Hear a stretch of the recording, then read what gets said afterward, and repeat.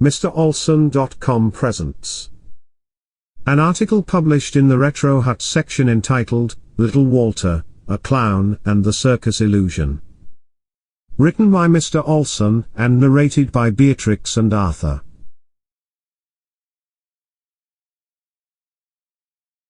It has been a few years since I sat in the audience at a circus track. In fact, I never had a great charm for its wonders. But something has changed.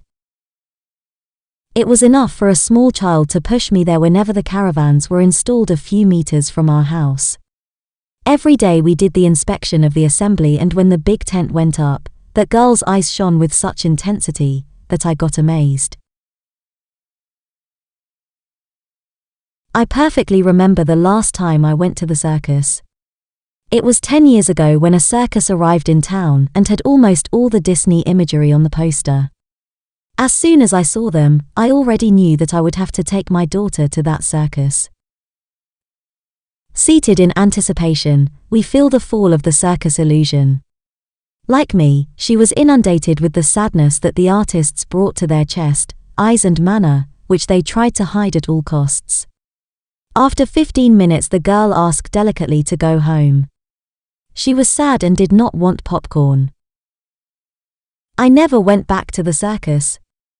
My daughter, yes.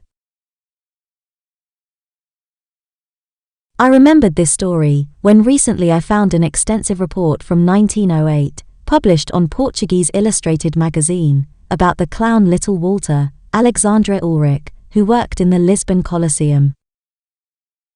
I looked at him well in the photos, and yes, there it was. The disillusioned look and the smile that was nothing more than a caricature that revealed a sad joy. After all, there may be something dramatic about the circus. Perhaps it is the caricature of life, with its pains, frustrations and joys. Born in Liège, Belgium, in 1879, Walter started his career noticeably young, in an acrobatic troupe called Les Bourbonnel.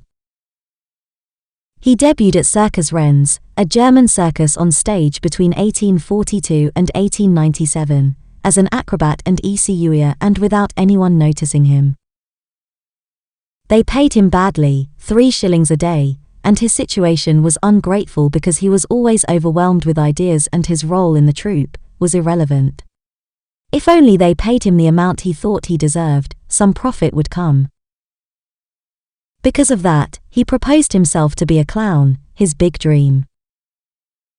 He invested 4 shillings in the purchase of a black frock coat, a huge vest, extremely wide pants and a pair of military boots, the ones he used throughout his artistic life, and ended up creating a new type of clown August. He had perfected his caricatures with the Englishman Dan Leno, being evident, throughout his career, the influence of the English comedians. At Circus Renz, he worked with the acrobat and écuyer Tom Belling, the first known clown August, and the one who passed on the genre matrix to Walter. The man behind Little Walter was a person in constant creative and improvisational hyperactivity. He sought inspiration in the characters of the day-to-day, revealing himself in the female roles that were one of his best and most appreciated transformations. With Walter, the clown August, dressed in evening dress, began to lose its relevance. It was monotonous and the audience wanted to be surprised by something new. Walter's constant experiments offered this variety, with no limits. He appeared in checked suits, flared breeches and trousers with intertwined legs, displaying a decadent dandy style, of ridiculous and booming elegance. Little Walter it was the first August whose originality surpassed the clown.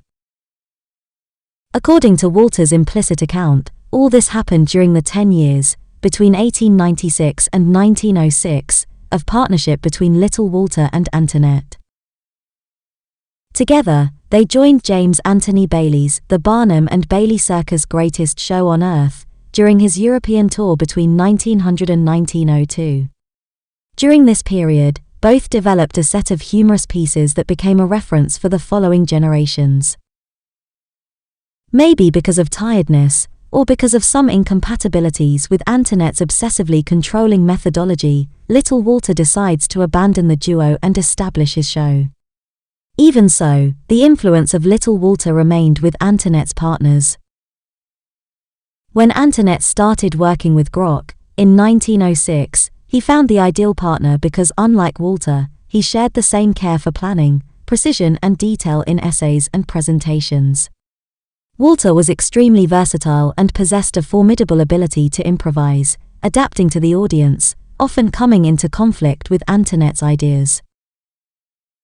Little Walter said, "When I present myself for the first time before an audience that I don't know, I start by groping carefully." Neither Antoinette nor Grock was still famous. However, Antoinette took the dominant role in the pair. Grock, less experienced, made his learning to replace little Walter, and in photographic records, it was easy to confuse the two. The copy was almost perfect. In fact, Grock may have been the little Walter that Antoinette always wanted. Methodical, conservative and obedient. Although he performed in Portugal for the first time in 1897, at the Dom Afonso Theatre in Porto, in 1908, little Walter was already one of the biggest attractions in the Lisbon Colosseum with the pantomime Walter Aviator. In the interview with the magazine Ilustração Portuguesa, describes himself as a showman on the rise, full of dreams and goals. Married to Emily Leckerson, a Frenchwoman born in Coimbra, with whom she had 2 children, he ended up establishing deep ties with the city of Lisbon. "I love Lisbon because I know that I have a friend in each spectator, and gives me the impression that I work in my country. I already consider Portugal as the country where I was born because, for many family ties, I am Portuguese. My wife was born in Coimbra, my son was born in Lisbon." From one moment to the next, the world turned inside out and the winds of war blew overwhelming, taking the lives of millions of young people, and marking the beginning of the career decline for many artists, including that of little Walter. On November 7, 1914, little Walter was in Bordeaux where he wrote a letter to his friend Francisco Cerejo, from Lisbon. He had not heard from his son Nene for a long time, who, months before the war started, had left for Belgium to be taken care of by an uncle. In that letter, he said that he would leave for Paris and go to war, wanting to avenge everything that the Germans had stolen from him. He wrote, "Tell everyone that Walter is not going to do any more antics. It is no longer the military intermediary that I will do. Now, I'm going to be a real military man, because the Germans stole everything from me, my homeland, my parents and my son. I will avenge the blood of my brothers. I will kill or die. Remember me a few times. I was always your friend." Bordeaux, November the 17th. Little Walter. After World War I, he spent several seasons at Cirque d'Hiver in Paris, directed by Gaston Desprez, with Ilse, E.P. Loyal and his son Joe Walter. After that, he ended up returning to Portugal. He rented a house on Rua da Gloria in Lisbon, dedicating himself to touring of his Circo Music Hall, through the cities and towns of Portugal.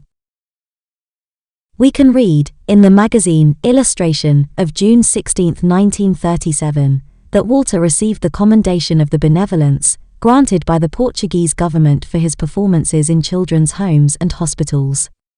He also was decorated with the Gold Medal of the City of Porto. In April 1937, he left for a new tour and fell ill in Abrantes.